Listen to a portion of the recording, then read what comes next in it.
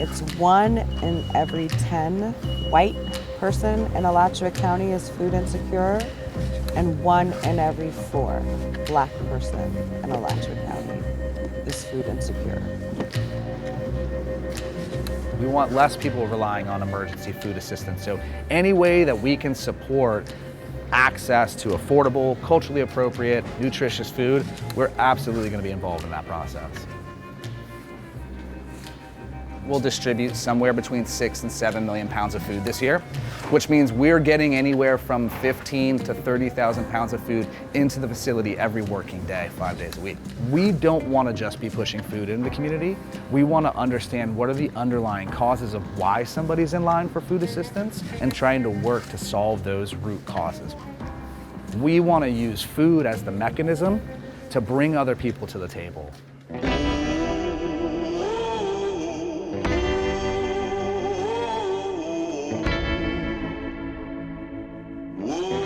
If you were hungry, would you want to eat a broccoli every now and then?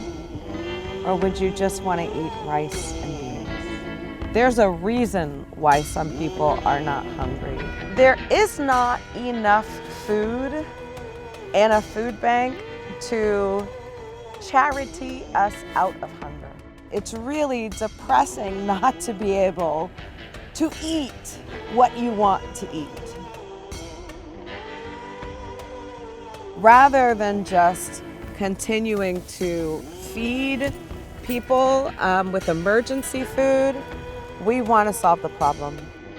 Here I know for a fact, over here on this side of town, I grew up on this side of town, it ain't enough resources. Gentrification is, it's placing us in the state, man, where we ain't, the people not turning faster than money, you know? People over here got a lot of money, and people over here, they not catching on and grasping, so it's like people going here, and it's, yeah, gentrification is kind of, it's the taking over places, man. I know for a fact here in Gainesville, you can look at the places now, and it's not the same, it's not built for that same type of lifestyle, so you don't have that same type of understanding. I'll be talking all day like that, man.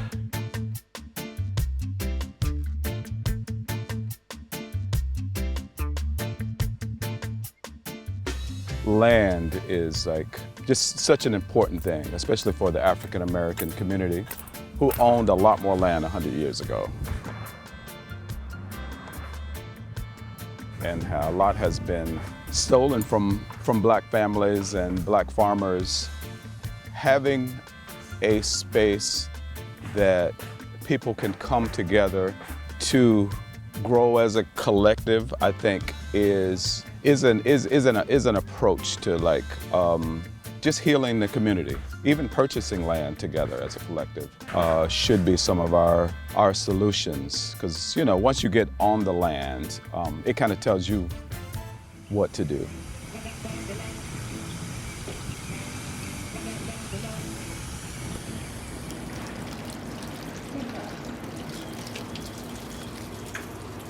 I even just think about my grandma who had a green thumb, and I would see her growing stuff all the time. But she didn't have a garden, she didn't have a farm, she wasn't in rural areas and doing it that way. I think that because access and resources were not given to her as a young girl, I didn't see her really be able to do what I know she would have had the ability to do with those said resources. So I hope to see every apartment complex like this with a community garden.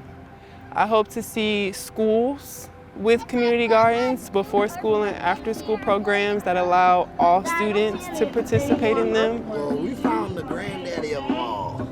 But can I hold it? I hope to see people in our communities actually using their backyards to grow a crop or to farm. I hope to see people also sharing those crops within communities to be able to have basically our own grocery store, because you grow basil and you grow tomatoes and you grow kale and we can exchange with each other. Now for me, what I have done with this, This is the house. oh yes, it comes up very earthy, but I want you to know something. It has such a great benefit. That one is my favorite. This is Tony. Hi, Tony. One of the most important things about a local food system is that all of these opportunities for health, education, community building, all of that becomes possible in a local food system. We're an industrial food system where we don't know our farmers. Our food is trucked in on huge trucks from places that we're not in relationship with. Closes off those opportunities. They just don't exist in that.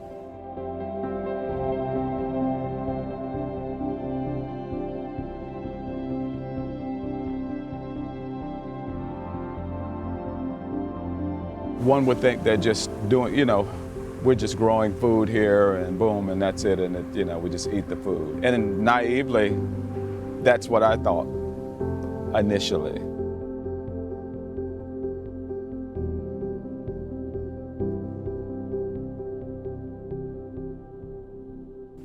There's a huge connection between food, health, and nutrition. Those of us who are food secure are not getting the most nutritionally dense food we can.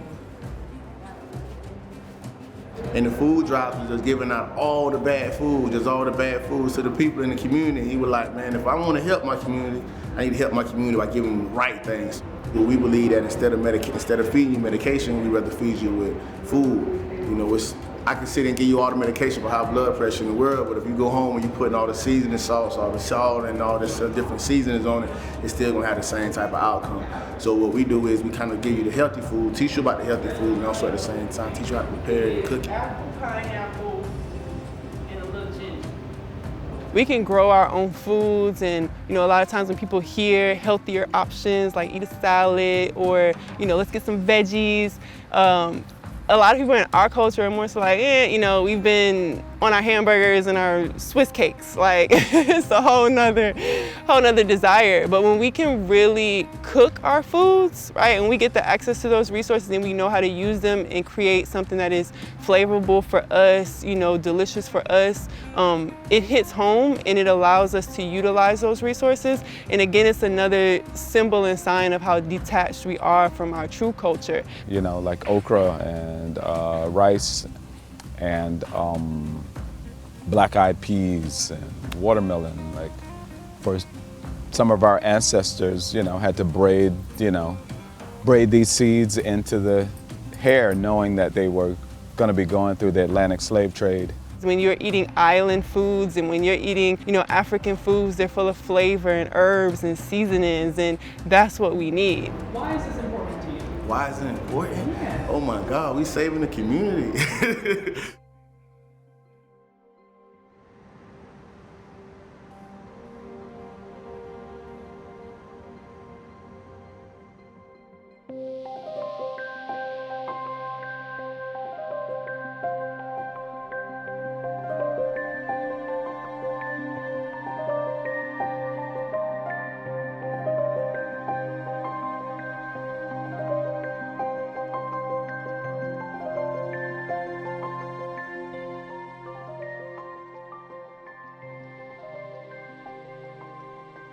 Good afternoon, Board. Dr. Houchin, Equity and Community Outreach Manager.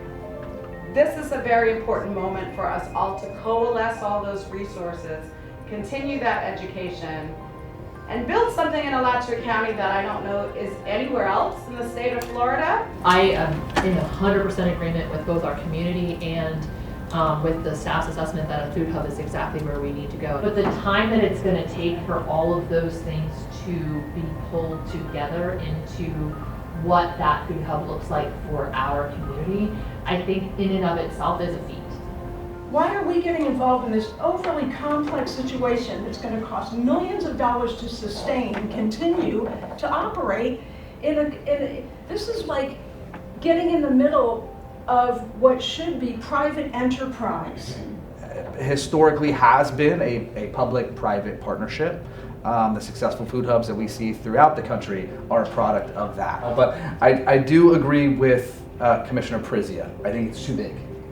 I think it's not enough time and not enough money to accomplish all that you have in there. The motion is to approve the work scope and authorize staff to advertise the RFP after reviewing the action, the performance indicators and requirements, and considering reducing the amount of requirements with regards to deliverables. All those in favor? Aye. Any opposed? Okay. You got your unanimous vote. We live in a democracy where the government plays a role. That does not mean that humans can't also use their agency to work to the best of their ability. When they do that, they're self-reliant.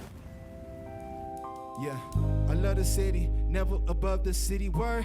I love the city, never above the city word. I love the city, never before the city. Put your hands to the sky if you really messing with me, cause I love the city, never above the city word. I love the city, never above the city word.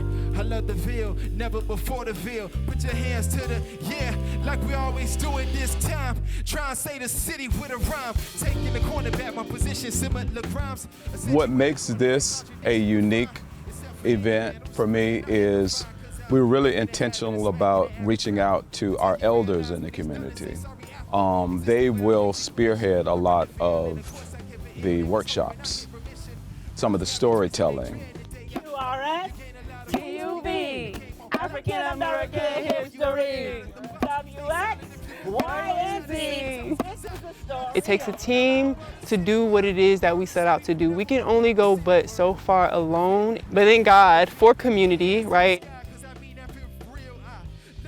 I'd like to see that all of our communities had the ability to access fresh and local food, and that practice, which is patterned around racial inequities and income inequities, is broken up.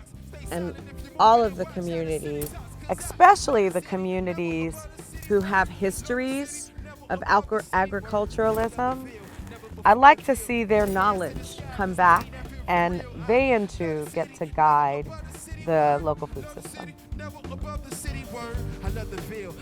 It's more than growing food. Going into it, I thought it was just about growing food, but it is truly a connection. You know, it's written that we come from the soil, we come from the dust, but I had no idea of how literal that becomes the more you do connect and yeah, just revisit this beautiful place that we call Earth. Love the city and never before the city. Put your hands to the sky. You really messing with me, cause I love the city, never above the city word. I love the city, never above the city word. I love the Ville, never before the Ville. Last verse.